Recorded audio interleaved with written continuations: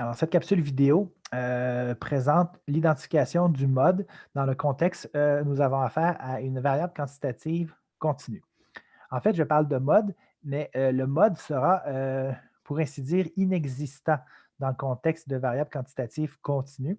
Alors, j'ai déjà expliqué précédemment lorsqu'il était question du tableau de distribution que si on omet de grouper en classe des variables quantitative continue, on se retrouve avec un très, très grand nombre de valeurs distinctes.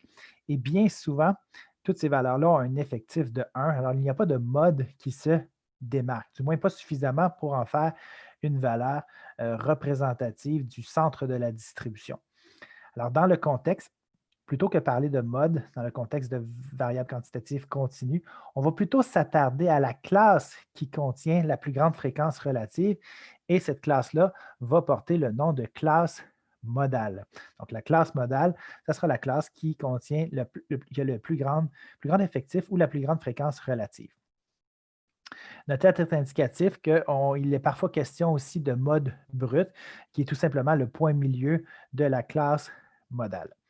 Alors, dans l'exemple, si on retourne dans notre tableau de distribution, OK, puis qu'on cherche à identifier la classe modale, donc on va aller chercher le plus élevé des pourcentages, qui est ici 35,65 soit dans l'intervalle entre 20 et 30 minutes pour le temps pour se rendre au travail, ce qui fait en sorte que la classe modale ici, pour l'exemple, est entre 20 et 30.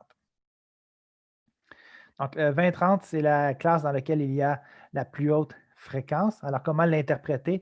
Donc, on peut utiliser l'interprétation avec le vocabulaire pluralité ou majorité. Selon moi, c'est la meilleure façon euh, de bien décrire le mode. Alors, ici, dans le contexte, puisque le pourcentage de la classe modale ne dépasse pas 50 on ne peut pas utiliser le terme majorité, on va utiliser plutôt le terme pluralité, et on pourrait lire l'interprétation comme suit. La pluralité des travailleurs de l'usine mettent entre 20 et 30 minutes pour se rendre au travail.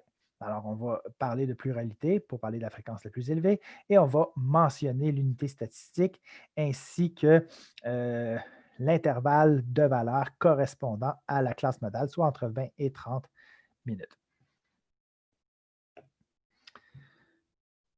En ce qui concerne le mode brut, c'est le point milieu de la classe modale, c'est donc 25. Donc, ça permet de donner une valeur plutôt qu'un intervalle de valeur. Ça peut être intéressant parfois.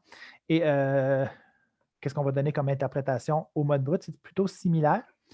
Donc, ça se lit ainsi. La pluralité des travailleurs de l'usine mettent autour de 25 minutes pour se rendre au travail. Ici, le autour est assez important. Si vous omettez de mettre cette portion-là de la phrase, ça devient tout simplement faux. Ce n'est pas vrai que la pluralité des travailleurs mettent exactement 25 minutes pour se rendre au travail. Mais si on dit autour de 25 minutes ou dans les environs de 25 minutes, donc là, notre interprétation devient juste.